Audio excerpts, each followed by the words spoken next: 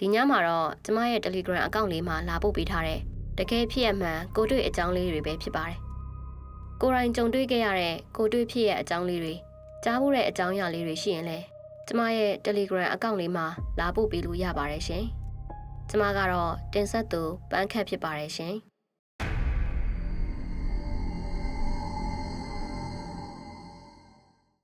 ဒီတစ်ခါပြောပြမှာကျွန်တော်ရဲ့ဖြစ်ရမှန်အကြောင်းပါကျွန်တော်တို့ကလှိုင်သာမှာနေတယ်ပြန်ပြောပြရမယ်ဆိုရင်2005ခုနှစ်လောက်ကကျွန်တော်ကအသက်9နှစ်ဝန်းကျင်ပဲရှိသေးတယ်ကျွန်တော်ကအမေတို့အဖွားတို့အတော်တို့နဲ့အတူတူနေပါတယ်ကျွန်တော်ဦးလေးကအိမ်အောင်ကြလို့ဟိုဘက်ရက်ကွက်မှာပဲအိမ်ငှားပြီးတော့တက်နေပါတယ်သူတို့ငှားနေတဲ့အိမ်ကခြေတန်းရှိအိမ်ပါနွေရာသီပူရင်အိမ်အောင်မှာပဲဖျာခင်းပြီးတော့အိတ်ကြတယ်ဆက်ပြောရမယ်ဆိုရင်ဦးလေးတို့လင်မယားလမ်းမတန်းမှာကိုရဆိုင်လေးဖွင့်ထားတယ်ကိုရဆိုင်ရဲ့စန့်ကျင်ဘက်မျက်နှာချင်းဆိုင်ကားလမ်းမပေါ်မှာပဲကျွန်တော်ငငယ်ကပတ်စံပေးပြီးတွားကြည့်ရတဲ့ဗီဒီယိုရုံလေးရှိတယ်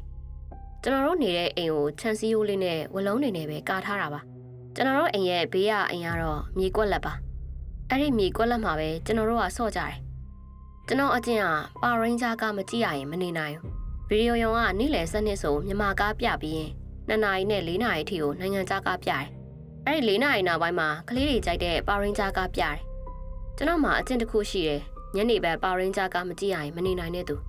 အဖွာရောအမေရောအန်တီပါ3ယောက်လုံးကနေ့လယ်ဆိုတရေတမောအိတ်ကြတယ်အဲ့ဒီချိန်ကျွန်တော်ကခြံစည်းရိုးအောက်ကနေထွက်ပြီးတော့စော့နေကြ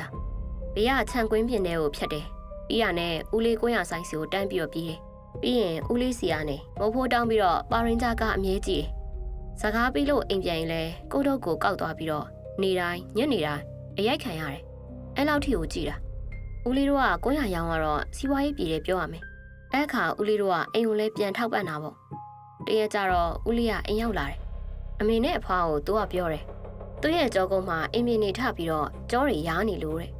အဲ့နဲ့အဖွားကဗာများမှားစားမိလေပေါ့ကျွန်တော်သိတဲ့လောက်တော့ကျွန်တော်ဦးလေးကပင်လယ်စာဘလို့ပဲစားစားအင်းပြင်းတို့ကြောကုန်းရားတာတို့တခါမှမဖြစ်ဘူးအဲ့လိုနဲ့အဖွားနဲ့အမေလည်းဦးလေးကိုစိတ်ကန်းလိုက်ပို့တာပေါ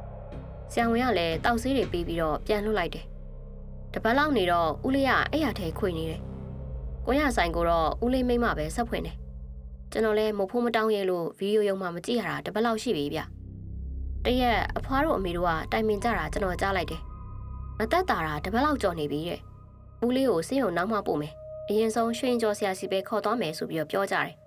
အဲ့လိုနဲ့ဦးလေးကသူ့မိမအမျိုးတွေဘက်ကအိမ်နေနားမှာငှားနေတာဆိုတော့ဦးလေးအိမ်ကိုကျွန်တော်ကိုသွားခိုင်းတယ်ဦးလေးကိုအစင်သင့်ပြင်ခိုင်းတာစိတ်ကန်းသွားမယ်စိုက်ကားနဲ့လာခေါ်မယ်ဆိုပြီးတော့ကျွန်တော်ကိုသွားပြောခိုင်းတယ်ကျွန်တော်ကသွားပြောတာပေါ့အိမ်မှာဦးလေးတယောက်ပဲရှိတယ်ဦးလေးမိမတော့မရှိဘူးကိုရဆိုင်ရောင်းနေတာတဲ့အဲ့လိုနဲ့အဖွားတို့အမေတို့လည်းဦးလေးစီကိုစိုက်ကားနဲ့သွားခေါ်ပြီးတော့ရှင်ကျော်ဆရာစီကိုသွားကြတယ်ဆရာစီရောက်တော့အဲ့ဒီဆရာကသူ့ရှိတဲ့မှာထိုင်ခိုင်းပြီးတော့နာမည်မွေးသက်ကလေးအကုန်မေးတယ်တောက်ကြသားဖြစ်တဲ့မောင်တန်းစော်ကိုစစ်ဆေးပါမယ်ဆိုပြီးတော့ဦးလေးရဲ့အင်ကြီးအပေါ်ပိုင်းကိုချုပ်ခိုင်းတယ်အဲ့နောက်တော့ဆရာကသူ့လက်ဝါးကိုအင်းဆွဲပြီးတော့အဲ့ဒီလက်ဖွားနဲ့ပဲဦးလေးခန္ဓာကိုယ်ကိုမျက်နှာဆပြီးတော့ဖြည်းဖြည်းချင်းဆွဲချပြီးတော့တတ်ချတယ်ရင်ဘတ်ကိုလည်းတတ်ချတယ်ပခုံးတွေရောဗိုက်တွေရောအထိပါတတ်ချတာအဆင်ပြေပါပဲအဲ့နောက်ကြောဘက်ကိုတတ်ချတဲ့အချိန်မှာညာဘက်လက်ဖြံနာကြောမှာဆရာလက်ဝါးရကြီးကကတ်နေရောအဲ့လက်ဖွားကိုခွာတော့အသားကပါကပ်ပါလာတယ်အဲ့ဒီမှာဆရာကလည်းအမားတို့ရောမြင်ကြတယ်မလားတဲ့အဲ့တော့မှအဖွားရောအမေပါအံ့ဩနေကြတာဦးလေးရဲ့ကြောမှာမသိရင်တန်ပြားတစ်ချက်ကိုထည့်ထားပြီးတော့တန်လိုင်းနဲ့ဆွဲထားသလိုမျိုးကိုကတ်နေတာအဲ့ဒါနဲ့အမကြီးအပင်းမိတာလို့ပြောပြီးတော့ဦးလေးကိုအပင်းထုတ်မယ်တဲ့အဲ့လိုပြောပြီးတော့ဆရာကလည်းတောက်ကြသားတန်းစုံပညာနဲ့လှုပ်တဲ့သူအခုချက်ချင်းဝင်စေးဆိုပြီးတော့အထက်ဆရာတွေအမိန့်နဲ့ခေါ်လိုက်တယ်အဲ့ဒီချိန်မှာဦးလေးကချက်ချင်းဆိုသလိုပဲတုံလာတယ်ပါးစပ်ကနေလဲဝူးဆိုပြီးတော့အတန်တွေကထွက်လာတယ်အဲ့ဒါနဲ့ဆရာကအခုဝင်လာတာမိန်းမလားယောက်ျားလားမေးတော့တော်တော်နဲ့ကိုမဖြစ်ဘူးဆရာကလည်းနှုတ်ကပြောစေမပြောပါကလှန်ပိုင်တွေကလှန်နဲ့ထိုးဆိုပြီးတော့ပြောတော့အဲ့တော့မှပဲပူးနေတဲ့ဦးလေးကအခုဝင်လာတာမိန်းမအဲ့လိုနဲ့ဆရာကလည်းနင်ဘာလိုမျိုးလဲထပ်မေးတယ်အဲ့ဒီချိန်မှာအပူးခံရတဲ့ဦးလေးကငါဟိတ်နူဆရာအဲ့ဒါဆိုရင်နင်ကအိန္ဒိယမြို့နယ်ပေါ်ဆိုပြီးတော့ထပ်မေးလိုက်တယ်နင်သူ့ကိုဘာအညှိုးရှိလို့လှုပ်တာလဲဆိုပြီးတော့မေးတော့အပူးခံရတဲ့သူကငါသူနဲ့ရညှိုးမရှိဘူး ငါ့ကိုပတ်စံပေးပြီးလှုပ်ခိုင်းလို့ငါလှုပ်ပေးတာဘာအကြောင်းပြချက်နဲ့လှုပ်ခိုင်းတာလဲလို့မေးတော့သူရတဲ့ပတ်စံတွေကိုသူ့အမျိုးတွေကိုပဲပေးနေတာပြီးတော့စကားအမြဲနားထောင်အောင်လို့လှုပ်တာအဲ့ဒါဆိုရင်းနှီးတဲ့သူကလှုပ်ထားတာပေါ့ရင်းနှီးတာမှအတော့ကိုရင်းနှီးတာပဲအဲ့လိုနဲ့ဆရာကလည်းနင်ဘာနဲ့လှုပ်ထားတာလဲလို့မေးတော့ငဆောက်ဟင်းရဲ့တည်တဲ့သူရဲ့သပင်ရဲ့အဲ့ဒါနဲ့ဆရာထပ်မေးတယ်တည်တဲ့သူသပင်ငဆောက်ဟင်းတွေကိုထည့်ထားတာလားဆိုတော့မဟုတ်ဘူးတည်တဲ့သူသပင်ကသူ့အိယာအောက်တက်တက်မြေထဲမှာမြုပ်ထားတာအဲ့ဒါနဲ့ဆရာကနင်လှုပ်ထားတဲ့အပင်ပြန်ထုတ်သွားဆိုပြီးတော့ပူးခံရတဲ့ဦးလေးရဲ့ဘိုက်တွေကြောတွေကိုလက်နဲ့တက်ပြီးတော့အဝေးကိုပြစ်တဲ့ပုံစံလုပ်တယ်ပြီးတော့ဦးလေးကအန်ချလိုက်တယ်အမဲဘက်တွေပါလာတယ်ဆရာကနင်ပြီးပြီလားအကုန်ပြန်ယူနော်မယူရင်နင်ငါအကြောင်းသိမယ်ဆိုပြီးပြောတော့အပူးခံရတဲ့ကျွန်တော်ဦးလေးကငါသွင်းထားတဲ့အပင်ကုန်ပါပြီအဲ့လိုနဲ့ဆရာကလည်းကဲနင်သွားလို့ရပြီဆိုပြီးတော့ပူးနေတဲ့သူကိုပြန်ထုတ်ပေးလိုက်တယ်ဦးလေးကိုလည်းရေမန်းထဲကိုအင်းမှန်းပြီးတော့ပြာချွေပြီးတိုက်လိုက်တယ်အဲ့ဒါနဲ့ဆရာကအလုံးရှင်းသွားပါပြီဆိုပြီးတော့စိတ်မပူပါနဲ့ပြောပြီးဦးလေးကလည်းဆရာကိုကြော့ပြီးတော့ပြန်လာခဲ့တယ်ဒါကတော့ကျွန်တော်အမေကျွန်တော်ကိုပြန်ပြောပြတာပါထပ်ပြောချင်တာကတော့သူတို့ကအဲ့လိုရွှေရင်ကျော်ဆရာစီကိုတွားပြီးကုနေတဲ့အချိန်မှာကျွန်တော်ကအိမ်မှာတယောက်တည်းနေပြီးတော့ကစားနေတာအဲ့ဒီအချိန်မှာကျွန်တော်ဦးလေးရောက်ခမအန်ဒီကြီးကမျက်နှာကြီးတုံမှုန်ပြီးတော့နင့်ဦးလေးဗမာလဲအဲ့လိုကျွန်တော်ကိုမေးတယ်ကျွန်တော်ကလည်းကလေးဆိုတော့အမေတို့ပြောတာကြားမိပြီးတော့ရွှေရင်ကျော်ဆရာစီသွားမယ်ဆိုလားပဲလို့ပြောလိုက်မိတယ်အဲ့လိုနဲ့အန်ဒီကြီးကအော်ဆိုပြီးတော့နှုတ်ခမ်းမဲ့ပြီးတော့ပြန်ထွက်သွားတယ်ဦးလေးလည်းအိမ်ပြန်ရောက်ပြီးတော့နောက်ရက်သူအိတ်တဲ့နေရာအောက်ကမြေကိုတူးကြည့်တယ်မြေကြီးထဲမှာမြုပ်ထားတာဗျစပင်တွေကအထွေးလိုက်ကြီးအန်အောဖို့ကောင်းတယ်လို့အဲ့ဒီစပင်မှာလည်းစာရီပတ်ထားပြီးတော့အချီကျုံနဲ့ခြိထားတယ်အမေတို့ကတော့အဲ့ဒါကိုမီးရှို့လိုက်ကြတယ်အခုတော့ဦးလေးမိသားစုကတော့အဆင်ပြေပြေပဲရှိပါတယ်အခုလိုပေးဖို့ပေးတဲ့အကောင့်ပိုင်ရှင်လေးကိုကျေးဇူးအထူးတင်ပါတယ်ရှင်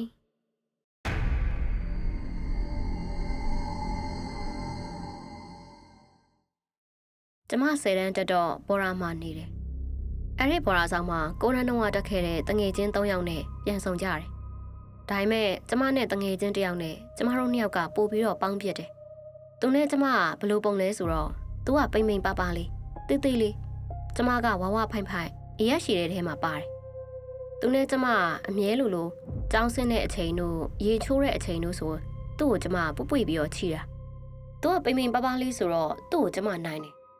တရက်ကျတော့ညဘက်စားချက်ချိန်ရောက်လာရော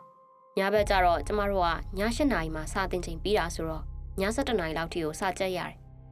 အဲ့လိုနဲ့ကျမဖစ်စစ်တက်မယ်ဆိုပြီးတော့ဟိုးအရှိဆုံးတက်မှာသွားထိုင်တယ်သူကကြတော့စီးမရဲ့အနောက်ကထိုင်ကုန်မှာထိုင်တယ်ကျမဖစ်စစ်တက်နေနဲ့မီးကပြတ်သွားတယ်ခဏကြာတော့မီးပြန်လင်းလာတယ်အဲ့ဒီချိန်မှာသူကဘေးကနန်ရံနဲ့သူ့ရဲ့ခေါင်းထဲကိုဆောက်နေတာတဒုံဒုံနဲ့ကိုမြည်နေတာအဲ့ဒါနဲ့တခြားနောက်ထပ်ကျမတငယ်ချင်းတွေကချောစုနင်းတငယ်ချင်းကနန်ရံနဲ့ခေါင်းထဲကိုဆောက်နေတာနင်းလာကြည့်အောင်ဆိုပြီးတော့လာခေါ်ကြတယ်အဲ့ဒါနဲ့ကျမလည်းဘာလဲမသိဘူးပေါ့ဆိုပြီးတော့ကျမစာအုပ်တွေကိုတင်ပြီးတော့တွားကြည့်တယ်သူ့ကိုတွားကြည့်တော့လေကျမပထမတော့တေချာတော့သတိမထားမိဘူးဒါပေမဲ့သူ့မျက်လုံးကြည့်တာတော့လေးလေးကြီးဖြစ်နေတယ်အဲ့ဒီချိန်မှာကျမလည်းဟဲ့နေမကောင်းလို့လားဆိုပြီးတော့ကျမမေးလိုက်သေးတယ်သူ့ဘေးမှာရှိတဲ့ဆေးမကလည်းအဲ့ဒီချိန်မှာနည်းနည်းသတိထားမိနေတဲ့ပုံပဲကျမတို့ရဲ့မိန်းကလေးအဆောင်ကကြတော့အလဲထက်မှာယောက်ျားလေးအဆောင်ကဟိုးအပေါ်ဆုံးထက်မှာအခုစာတင်နေတဲ့အဆောင်ကကြတော့အောက်ထပ်မှာရှိတာအဲ့လိုနဲ့ဆေးမနင်တို့တွေတိတ်တော့ဆိုပြီးတော့ပြောရောဆေးမကြည့်ရတာသူ့ပုံစံကပုံမှန်မဟုတ်ဘူးသူကတိတ်နေတဲ့ပုံစံပဲကျမတို့ကရောက်တာမကြသေးဘူး pressure လေးတွေဆိုတော့ကြောင်းကိုလည်းတေချာနားမလဲသေးဘူးပြီးတော့နောက်တစ်ခုကကျမတို့ကညဘက်ဆိုရင်စာချက်ချိန်ပြီးသွားပြီဆိုတာနဲ့အပေါ်တက်ဖျားကန်းမှာဖျားတော့ရှုခိုးကြတယ်ဖျားရှုခိုးပြီးမှအိပ်ရတယ်အဲ့လိုနဲ့ဆေးမကဲနင်တို့တွေတင်းကြတော့ဆိုပြီးတော့ပြောတော့ကျမတို့လည်းသူ့ကိုတွဲခေါ်လာတာပေါ့ပြီးတော့ဆေးမဝိုင်းကူဖို့ဆိုပြီးတော့နောက်ထပ်တငယ်ချင်း2ယောက်လည်းဘေးကနေကူပေးတယ်ကျမကခရစ်ယာန်ပါဝိုင်းကူပေးတဲ့တယောက်ကဗမာနောက်တစ်ယောက်ကမွတ်စလင်အခုဖြစ်တဲ့တယောက်ကကြတော့ဗမာပါကျမတို့4ယောက်ကတော့အလဲတက်ကျမတို့မိန်းကလေးအဆောင်တက်ကိုပြန်လာတယ်ကျန်တဲ့သူတွေကတော့ဖျားရှိခိုးဖို့ဆိုပြီးတော့အပေါ်တက်ကိုသွားကြတယ်အဲ့လိုနဲ့ကျမတို့ကသူ့ကိုတွဲခေါ်လာခဲ့တယ်အခါတိုင်းဆိုကျမကသူ့ကိုပွေးချီနေကြလေအဲ့ဒီနေ့ကလုံးဝကိုချီလို့မရအောင်သူ့ခန္ဓာကိုယ်ကြီးကလေးလေးကြီးကိုဖြစ်နေတာကျမလည်းဘာလဲပေါ့ ဘလို့ဖြစ်တာလဲဆိုပြီးတော့စိတ်ထဲမှာတမျိုးဖြစ်နေတာဒါပေမဲ့တန်တဲ့သူတို့တော့မပြောလိုက်မိဘူးအဲ့လုံနဲ့အပေါ်ထက်အခန်းကိုရောက်တော့သူအိတ်တဲ့နေရာမှာသူ့ကိုလှည့်ပေးလိုက်ကြတယ်အခန်းထဲရောက်တော့သူအိတ်တဲ့ဘေးနားမှာရေချိုးခန်းရှိတယ်ရေချိုးခန်းကိုကျမကကြောပေးထားတယ်ကျမနဲ့မျက်နှာချင်းဆိုင်ဘေးတစ်ဖက်မှာကျတော့မြမကောင်မလေးကရက်နေတာမြမကောင်မလေးဘေးမှာကျတော့မွတ်စလင်ကောင်မလေးရှိတယ်ကျမတို့၃ယောက်ကသူ့ရဲ့ဘေးတစ်ဖက်တစ်ချက်စီမှာရက်နေကြတာသူ့ကိုကျမနင်းအဆင်ပြေရလားဆိုပြီးပြောနေတော့မှရှိသေးတယ်သူကအဲ့ချိန်ကျမှချက်ချင်းရုတ်တရက်သူ့မျက်လုံးကြီးကနေရဲတွတ်နေရပဲလူကလည်းတဖြည်းဖြည်းနဲ့ကြွတက်လာတယ်မသိရင်ကြားကြီးကြနေရပဲကျမတို့အတန်နဲ့ကြီးနဲ့ထအော်ပါရောကျမလည်းလေလန့်ပြီးတော့ကြောက်ကြောက်နဲ့သူ့အပေါ်ဘလို့တွေခွကြော်ပြီးတော့ထွက်ပြေးသွားမိမြန်တော့မသိဘူးကျမတို့ထွက်ပြေးပြီးတော့အပြင်ကိုရောက်တော့ကျမဘေးနားမှာဗမာလေးတယောက်ပဲပါလာတယ်ကျမတို့နှစ်ယောက်နောက်လှည့်ကြည့်လိုက်တော့မွတ်စလင်ကောင်မလေးကကြံခဲ့တယ်အဲ့ဒါနဲ့ဟဲသူတယောက်တည်းကြံခဲ့တယ်ဖြစ်ပါမလားဆိုပြီးတော့ပြန်သွားကြည့်ကြတယ်အခန်းအဝကိုရောက်တော့မွတ်စလင်ကောင်မလေးကသူ့ရဲ့ခေါင်းရင်းဘက်မှာဆိုတော့သူ့ကိုဘလို့တွေဘာတွေပြွတ်ဖက်ပြီးတော့ပြောလိုက်လေတော့မသိဘူးသူ့ရဲ့ဘေးမှာကျမတငယ်ချင်းကအယုတ်ကျိုးပြက်ဖြစ်နေပြီးတော့အောက်မှာလဲနေတယ်အဲ့တော့မှအောက်မှာအတန်ကြားတယ်ဆိုပြီးတော့အပေါ်တက်မှာဖျားရှုပ်ခိုးနေတဲ့သူတွေရောကျောင်းအုပ်ဆရာမကြီးရောကျောင်းဆရာမကြီးရဲ့အမေရောအကုန်လုံးပြေးဆင်းလာကြတယ်ပြီးတော့ကျမတို့ကိုဆရာမကြီးကနင်တို့ဘာဖြစ်နေရလဲစူညံနေရပဲဘာဖြစ်တယ်ညာဖြစ်နေနဲ့ကျမတို့ကိုစူတယ်ကိုခန်းကိုပြန်အိတ်ကြမစူကြနဲ့ဆိုပြီးတော့ပြန်ထွက်သွားတယ်ကျမတို့ဘာမှရှင်းပြချင်တော့မရလိုက်ဘူးနောက်နေ့မနေ့ကျတော့ဆေးမှပြင်ပြောပြတယ်ဒီเจ้าမှာမကြစ်မလွတ်တဲ့သူတွေရှိတယ်တဲ့ဟိုးရင်ကဒီနေရာမှာသားမီးနှစ်ယောက်တည်သွားတာတဲ့အဲ့ဒီအိမ်ကိုဖျက်ပြီးတော့ကျောင်းပြန်ဆောက်ကြတာတဲ့ဖြစ်ချင်တော့ကျောင်းပြန်ဆောက်တော့ပါလာတာထင်တယ်တဲ့ကျောင်းအုပ်ကြီးရဲ့သားကလည်းသူ့ညာဘက်အိတ်တဲ့အချိန်လေးဆိုလေဘိညက်ခံရဘူးတဲ့ကျောင်းဆရာမကြီးရဲ့သားအဲ့ဒီကျောင်းမှာစတင်တယ်သူစတင်နေတဲ့အချိန်မှာအနောက်ကနေရက်ကြည့်နေတာမျိုးတွေလည်းကြုံခဲ့ဘူးတယ်လို့ပြောတယ်ကျမတို့က fresher ကျောင်းသားအသစ်တွေဆိုတော့အခုမှသိတာနောက်ထပ်ကြုံခဲ့တာတွေလည်းအများကြီးရှိသေးတယ်အဲ့ဒီအကြောင်းတွေကိုတော့နောက်ထပ်ထပ်ပြီးတော့ရေးပေးပါမယ်အခုအကြောင်းအရာလေးကိုပေးပို့ပေးတဲ့သူကတော့အကောင့်ပိုင်ရှင်ညီမလေးချောစုဖြစ်ပါတယ်အခုလိုပေးပို့ပေးတဲ့အတွက်ကျေးဇူးအများကြီးတင်ပါတယ်ရှင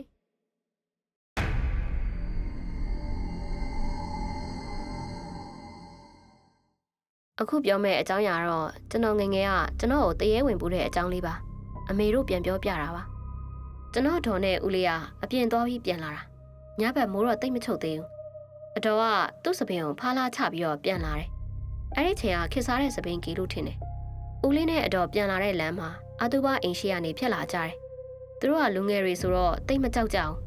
အဲ့လိုစပင်ချမလာရဘူးဆိုတာလဲအမုံမဲ့အမှတ်မဲ့ဖြစ်သွားကြတယ်ထင်တယ်သူတို့အိမ်ပြန်ရောက်တဲ့အချိန်မှာကျွန်တော်ကတဲရဲဆိုပြီးတော့ထငိုတယ်ပြီးတော့ကျွန်တော်ကိုဝင်ပူးတယ်ကျွန်တော်ကအဖွားကိုမျက်ထောင်နေကြီးနဲ့စိုက်ကြည့်တယ်လို့တော့ပြောတယ်ပြီးတော့အမေတို့ပြောတာတော့တဲကဝင်လိုက်ထွက်လိုက်နဲ့ဖြစ်နေတယ်တဲ့ဦးလေးကလည်းတဲရဲကိုဆဲအတော်ကလည်းစိတ်မကောင်းဖြစ်အမေကဖျားစင်ပေါ်ကပတိစိတ်ကိုယူပြီးတော့ကျွန်တော်ကိုစုပ်ပေးဖို့လုပ်တဲ့အချိန်မှာကျွန်တော်ကခုန်ပြီးတော့ပတိကိုပုတ်ချလိုက်တယ်အဲ့ဒါနဲ့ပေးရည်ထပ်ဖြန်းလိုက်တော့ပူတယ်ဆိုပြီးတော့တောင်းပန်နေတဲ့နောက်ဆုံးဘေးအိမ်တွေကပါရောက်လာကြတယ်တီးတဲ့သူတွေတက်တဲ့သူတွေကလည်းဘသူပဲဝါလဲမေးကြတာပေါ့အဲ့ဒီချိန်မှာဦးလေးကတချင်းကျဲကြီးကိုဖွင့်လိုက်တယ်တိုက်ဆိုင်တာလားဘာလို့ထွက်သွားတာလဲတော့မသိဘူး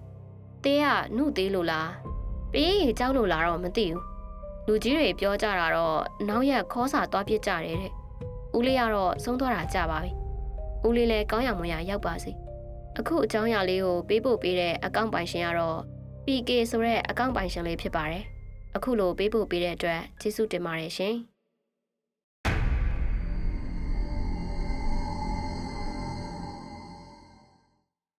်ကျွန်တော်ကတက္ကသိုလ်တစ်ခုရဲ့ကျောင်းဝင်းထဲမှာနေတာဗျတရက်ကျတော့ကျွန်တော်တငယ်ချင်းတွေကကျွန်တော်ဆိုင်မှာလာအိတ်တဲ့ညပေါ့ည10 နာရီလောက်ကျတော့ကျောင်းထဲမှာပတ်ပြီးအပြင်းပြေလမ်းလျှောက်ကြတာပေါ့ကျွန်တော်တို့လမ်းလျှောက်ရင်းနဲ့အနောက်ကိုလှည့်ကြည့်မိတော့ခွေးအနက်ရောင်အကြီးကြီးဗျကျွန်တော်ဒီမှာနေတာကြပြီဒီလောက်ကြီးတဲ့ခွေးကျောင်းထဲမှာတခါမှမမြင်ဘူးကျွန်တော်လဲဟိုကောင်တွေကိုပြောတာပေါ့ဟဲ့အောင်လေအနောက်မှာခွေးနဲ့ကြီးဟာအဲ့ဒါနဲ့အကောင်လုံးကလည်းလှည့်ကြည့်တော့အကောင်လုံးမြင်တယ်အဲ့ဒါနဲ့ကျွန်တော်တို့လည်းဖုံးမိနဲ့ထိုးဆိုပြီးပြောလိုက်တော့ကျွန်တော်တို့တွေကတငယ်ချင်းတယောက်ကအလောတကြီးနဲ့ဆိုတော့ဖုံးမိမဖွင့်မနဲ့သူ့စကရင်ကြီးကိုဖွင့်ပြီးတော့ခွေးဘက်ကိုလှမ်းထိုးလိုက်တာဟိုခွေးကြီးဆိုတာလေပြေးတာတန်းနေတာပဲအဲ့တော့မှပဲကျွန်တော်တို့တွေအကုန်လုံးကရင်ထဲကအလုံးကြီးကျသွားကြတာအဲ့ဒါနဲ့ဟဲ့ကောင်မင်းဖုံးပြအောင်ဆိုတော့ သူ့ရဲ့ဖုန်းစကရင်ကြီးကိုကြည့်လိုက်တော့သူ့စော်ပုံဝေါ်ပေပါတင်ထားတာဗျအဲ့ဒါနဲ့ကျွန်တော်တို့လည်းဝိုင်းပြီးတော့စကြတာပေါ့မင်းစော်ပုံမြင်ပြီးတော့ခွေးတောင်ပြေးသွားတယ်ကွာဆိုပြီးတော့ဝိုင်းပြီးစကြတယ်ခွေးကတော့အစ်စ်လားတရေလားတော့တေချာတော့မသိပေမဲ့မင်းစော်ပုံမြင်ပြီးလန့်ပြေးတာတော့တေးကြတယ်လို့ပြောကြတာပေါ့ကျွန်တော်တို့မှကြောက်စိတ်တောင်ဘယ်ရောက်တော့မှန်းတော့မသိဘူးထိုင်ခွေနေရတယ်ဒီအကြောင်းအရာလေးကိုပေးဖို့ပေးတဲ့အကောင့်ပိုင်ရှင်ကတော့ YG ဆိုတဲ့အကောင့်ပိုင်ရှင်လေးဖြစ်ပါတယ်အခုလိုပေးဖို့ပေးတဲ့အတွက်ကျေးဇူးထူးတင်ပါတယ်ရှင်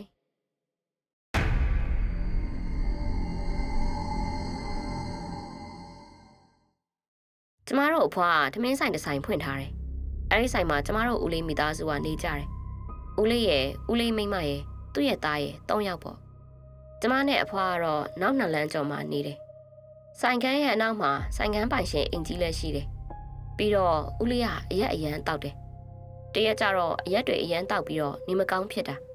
အဲ့ဒါနဲ့သူ့ကိုဆေးရုံတင်လိုက်ရတယ်ကျမတို့လည်းသူဆေးရုံတင်ရတယ်ပဲသိတာပေါ့အနောက်ကဆိုင်ကန်းပိုင်ရှင်တွေကတော့မသိကြဘူးနောက်ပြီးတော့ဆိုင်ပိုင်ရှင်အိမ်ကအမားတယောက်က KBZ ဘဏ်မှာအလုပ်လုပ်တာသူကမနက်ဆို4နာရီလောက်ထတယ်ရေမိုးချိုးပြင်ဆင်တယ်သူအဲ့လိုပြင်ဆင်နေတဲ့အချိန်မှာကျမဦးလေးကလည်းအဲ့ဒီအချိန်မှာထမင်းဟင်းထားချက်ဖို့အတွက်ပြင်ဆင်တဲ့အချိန်သူတို့ကအလာပါတလာပါပြောနေကြအဲ့လိုနဲ့ဦးလေးကဆေးရုံတက်နေနဲ့ည7နာရီလောက်ကျတော့ဆုံးသွားတယ်သူဆုံးသွားတဲ့ညပြီးတော့မနက်4နာရီလောက်ကျော်တော့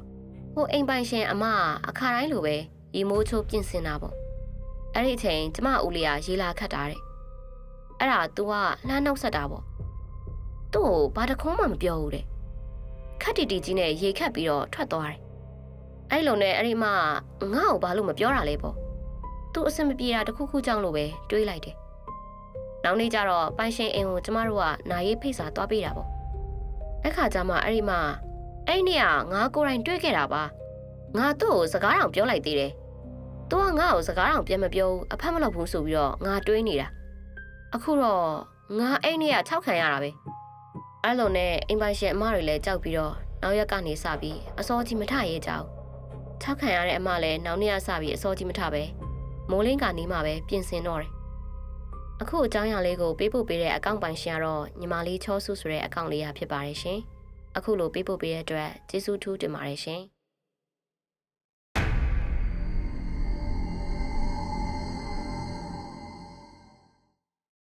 ်ပထမဆုံးမန္တလေးငလျင်ပြီးကစားညနေဘက်6နာရီဝန်းကျင်လောက်ဖြစ်မယ်ကျွန်တော်ညီလေးရဲ့မုတ်တော်ဝယ်ကြတာပုံမှန်အတိုင်းလေးပဲမုတ်တော်ဝယ်ရင်းနဲ့ကျွန်တော်ညီလေးကအကင်စားခြင်းနဲ့ပြောတယ်အဲ့ဒါနဲ့ကျွန်တော်တို့တွေအကင်သွားဝယ်တယ်ပေါ့အကင်ဝယ်ပြီးအပြန်လမ်းမှာညီလေးကအကင်ကိုဆိုင်ကယ်စီးနေရင်းနဲ့ဖောက်စားလိုက်တာကျွန်တော်ကိုလည်းကြွေးတယ်အဲ့ဒီအချိန်မှာဆိုင်ကယ်ကချက်ချင်းတုံကနေဖြစ်သွားပြီးတော့ပုတ်စော်ချက်ချင်းနန်လာတာဗျကျွန်တော်လည်းဘာလဲပေါ့တိုက်ပြိုတဲ့နေရာတွေများတော့အဲ့ဟာနေဖြစ်သွားရင်းနဲ့နန်နေပဲထင်နေတာဒါပေမဲ့အပေါက်နန့်ကပြောက်မသွားဘူးအဲ့နဲ့ညီလေးကိုမစားနဲ့တော့ဆိုပြီးတော့ဗစက်ထဲကဟာတွေထွေးထုတ်ပြီးတော့ချက်ချင်းအောက်ကိုချခဲ့လိုက်တယ်ပြီးတော့အိမ်ပြန်သွားတယ်အိမ်ပြန်ရောက်တော့အမေတို့ထိုင်နေတဲ့နေရာကိုညီကိုနှစ်ယောက်မုတ်တင်နဲ့သွားတဲ့အချိန်မှာအမေကပြောတယ်ပုတ်စော်နန်နေတော့တဲ့ကျွန်တော်တို့လည်းလမ်းမှာဖြစ်တာကိုပြောပြလိုက်တော့ခြံရှိထွက်ပြီးတော့တခုခုလှုပ်လိုက်လို့ပြောတော့ကျွန်တော်လည်းပါလာတဲ့အမျိုးမြည်မသိတဲ့ကောင်ခြံရှိထွက်ပြီးမုတ်ချကျွေးပြီးတော့မင်းနေရမဟုတ်ဘူးမင်းနေရမင်းပြန်သွားဆိုပြီးတော့ပြောလိုက်တယ်ငလင်တော့ကခြံပါပြိုထားတော့ညရောက်တော့အမေအပောင်ဝင်မင်းကလေးတွေအကုန်လုံးကအဖွားအိမ်ကိုသွားအိတ်ကြတယ်ညရောက်တော့ကျွန်တော်ညီ2ယောက်ရဲ့ကျွန်တော်ရဲ့ခြံဆောက်ပြီးတော့အိတ်ကြတယ်တကောင်လောက်ကြတော့လမ်းထဲကခွေးတွေကဥတော့တာပဲကျွန်တော်တို့ကမအိတ်ကြသေးဘူးအဲ့ဒီချိန်မှာကျွန်တော်နဲ့ဆိုင်ကယ်ပေါ်ပါလာတဲ့ညီမဟုတ်တဲ့နောက်တစ်ယောက်ညီကခြံရှိမှာမိမကြီးတယောက်ကိုတွေ့တယ်လို့ပြောတယ်ကျွန်တော်တို့မန္တလေးမှာငလျင်မပြီးသေးတော့အိမ်မကြီးမှာမအိပ်ရဲကြဘူးခြံထဲကဘန်ဂလိုမှာပဲအိပ်ကြတာကျွန်တော်ညီမိမကြီးကိုတွေ့တယ်ဆိုတဲ့နေရာကကျွန်တော်တို့အိပ်တဲ့နေရာနဲ့ပေ90လောက်တော့ကွာတယ်တိတ်မကြခင်မှာပဲဆိုင်ကယ်ပေါ်မှာပါလာတဲ့ကျွန်တော်ညီကကျွန်တော်နားကိုကပ်ပြီးတော့ကိုကြီးတားလဲတွေ့တယ်လို့ပြောတယ်အဲ့လိုနဲ့မဖြစ်တော့ဘူးဆိုပြီးတော့3ယောက်လုံးဖျားထရှခုကြတယ်အမျှပေးဝေလိုက်ကြတယ်ပြီးတော့အိမ်မကြီးကဖျားစင်ပေါ်ကပြေးရည်ကိုယူပြီးတော့တချံလုံးကိုလိုက်ပတ်လိုက်တယ်ကျွန်တော်တို့သူတို့ပြောတဲ့မိမကြီးကိုမြင်ရတယ်ဆိုတဲ့နေရာကိုလည်းပြေးရည်နဲ့ပတ်လိုက်တယ်ကျွန်တော်ကတော့သူတို့မြင်တယ်ဆိုတဲ့မိမကြီးကိုတော့မမြင်လိုက်ရအောင်ဒီဖြစ်ရဲ့အကြောင်းအရာလေးကိုပေးပို့ပေးတဲ့အကောင့်ပိုင်ရှင်ကတော့ PK ဆိုတဲ့အကောင့်ပိုင်ရှင်လေးဖြစ်ပါတယ်အခုလိုပေးပို့ပေးတဲ့အတွက်ကျေးဇူးတင်ပါတယ်ရှင် အခုလိုကိုယ်တိုင်ကြုံတွေ့ခဲ့ရတဲ့တကယ်ဖြစ်ရမှန်အကြောင်းအရာလေးတွေကြားဖို့တဲ့အကြောင်းအရာလေးတွေရှိရင်လည်းကျမရဲ့ Telegram အကောင့်လေးမှာလာပို့ပေးလို့ရပါတယ်ရှင်။နားဆင်သူပရိသတ်များအားလုံးကိုယ်စိတ်နှပြရှင်လန်းချမ်းမြေ့ကြပါစေရှင်။ကျမကတော့တင်ဆက်သူပန်းခတ်ဖြစ်ပါတယ်ရှင်။